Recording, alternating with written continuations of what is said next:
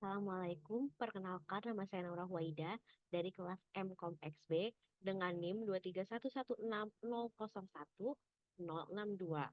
Di sini saya akan mempresentasikan review dari a protocol for Packet Network Intercommunication sebagai kewajiban untuk menuntaskan tugas mata kuliah jaringan komputer.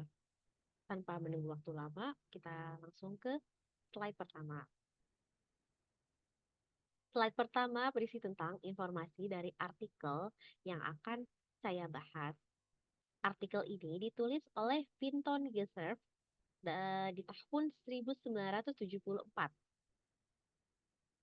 Artikel ini membahas mengenai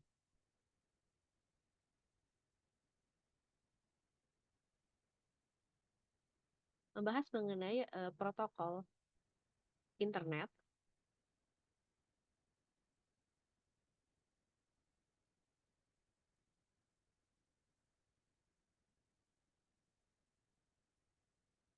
dan menguraikan berbagai tantangan dan solusi untuk menghubungkan jaringan paket switching yang berbeda dan juga menekankan pentingnya berbagai resource melalui protokol umum.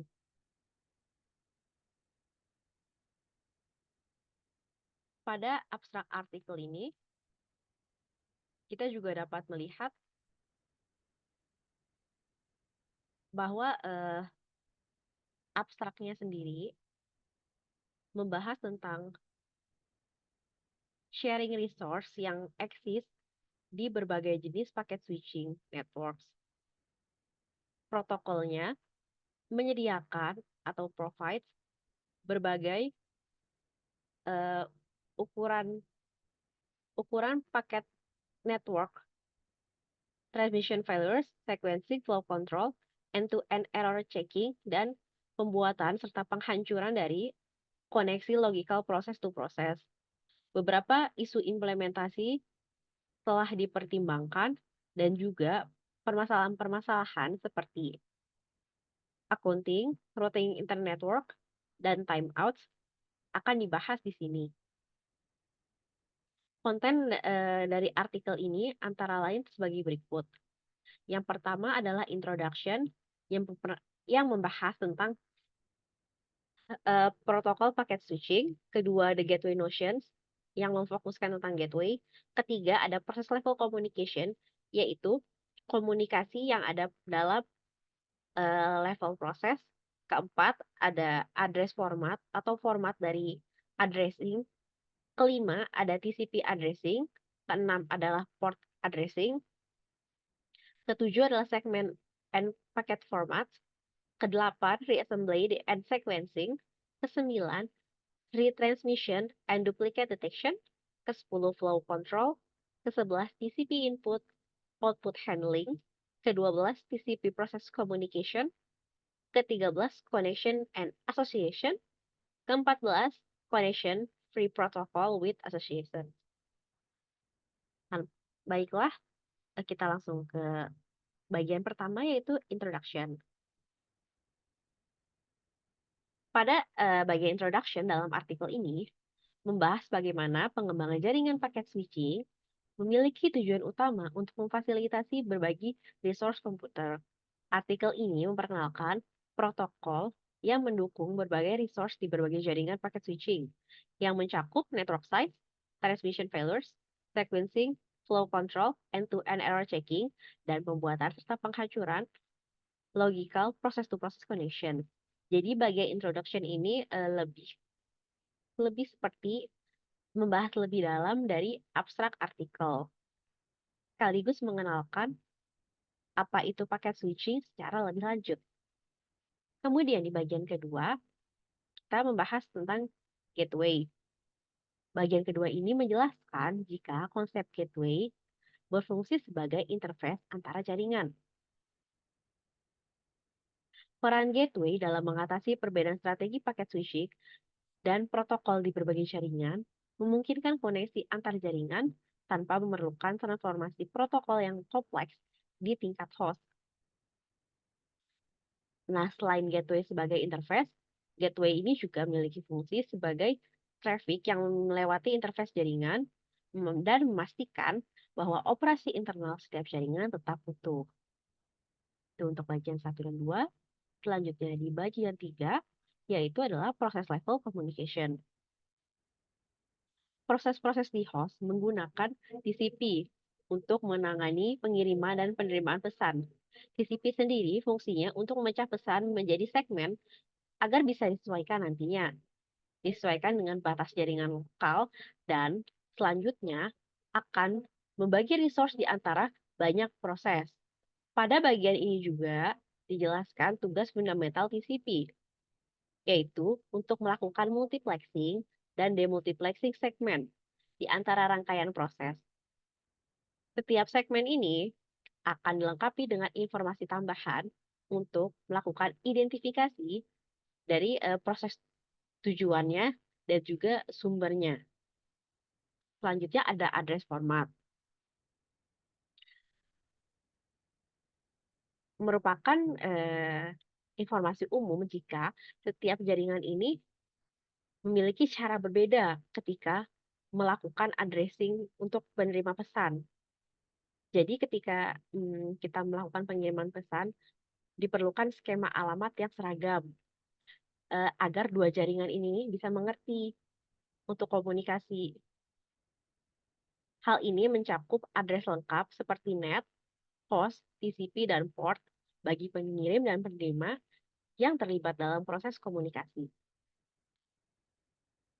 Selanjutnya adalah TCP addressing, yaitu bagian ini membahas format address TCP, mencakup alamat lengkap NAT, host, TCP port dari pengirim dan penerima, serta nomor urut paket berikutnya yang akan digunakan untuk transmisi dari port tersebut.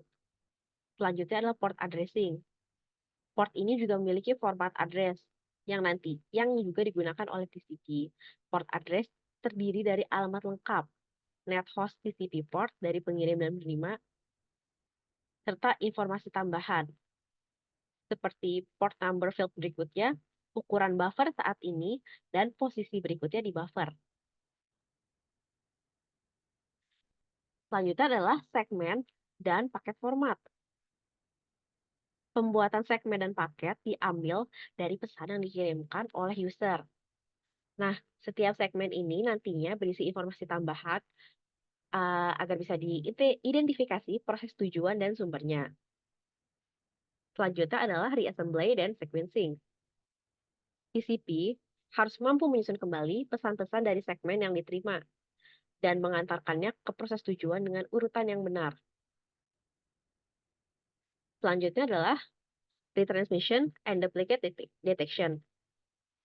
TCP menggunakan strategi pengiriman ulang dan deteksi duplikasi yang kuat agar nanti bisa mengatasi paket yang hilang ketika dalam pengiriman pesan, misalnya ada gangguan internet sehingga paketnya mungkin tidak bisa terkirim sesuai waktu yang diestimasikan, atau mungkin pesan yang terduplikat atau ada duplikasi atau pesan yang sama selama transmisi.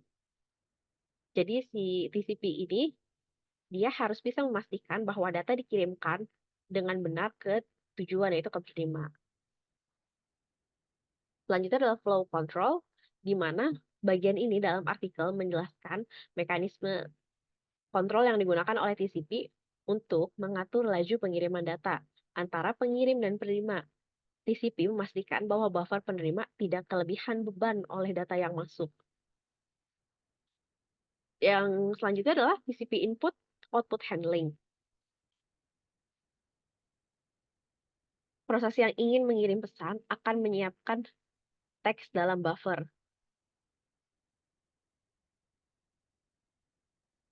Proses pengiriman pesan akan menyiapkan teks dalam buffer. Kemudian selanjutnya dimasukkan informasi kontrol yang diperlukan ke dalam transfer control block atau TCB dan menyerahkan kontrol ke TCP untuk pengiriman. Sementara itu, di proses penerimaan pesan dilakukan dengan cara serupa dengan menggunakan receive control block atau RCB.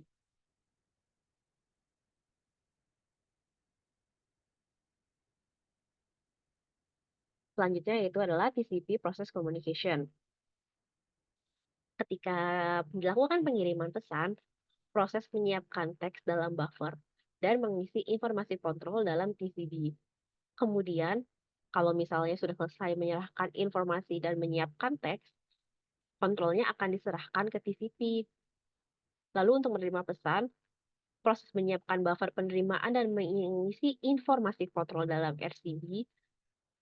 Jadi proses penyiapan buffer dan penerimaannya itu ada di RCB sebelum di proses penerimaan kontrolnya diserahkan ke TCP. Selanjutnya itu connection and association. TCP bertanggung jawab untuk membuat dan mengelola logical connection antara proses serta melakukan asosiasi segmen-segmen yang diterima dengan koneksi yang benar. Selanjutnya itulah connection free protocols with associations. Protokol tanpa koneksi dengan asosiasi memungkinkan komunikasi antar proses tanpa memerlukan logical connection terus-menerus, tapi memanfaatkan associations dalam mengelola dan mengarahkan pesan agar si pesan ini dengan lewat penggunaan asosiasi, pesannya ini masih sampai secara tepat dan cepat ke tujuan atau penerima.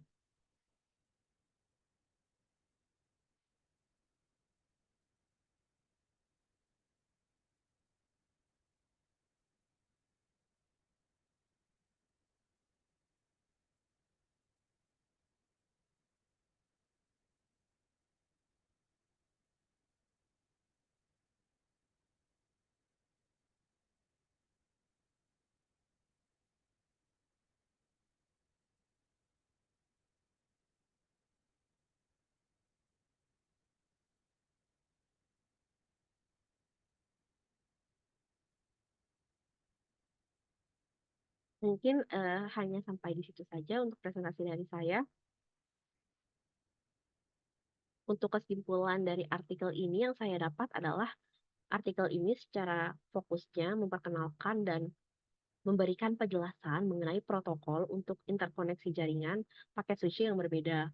Protokol-protokol yang dibahas dalam artikel ini eh, dideskripsikan dapat mengatasi berbagai tantangan dalam pengiriman data seperti perbedaan ukuran paket atau kegagalan perbedaan ukuran paket atau individual packet size, kegagalan transmisi, pengurutan pengiriman data, control flow, dan pengecekan kesalahan dalam pengiriman pesan atau data. Selain itu, pada artikel ini juga dibahas penggunaan gateway sebagai interface antara jaringan agar memungkinkan komunikasi yang lebih efisien. Artikel ini juga menunjukkan bahwa lewat pendekatan yang tepat, jaringan paket switching itu dapat dihubungkan secara efektif dan membuka jalan untuk pengembangan internet modern yang sedang kita gunakan dan kita pakai saat ini. Terima kasih telah menyimak presentasi saya. Wassalamualaikum warahmatullahi wabarakatuh.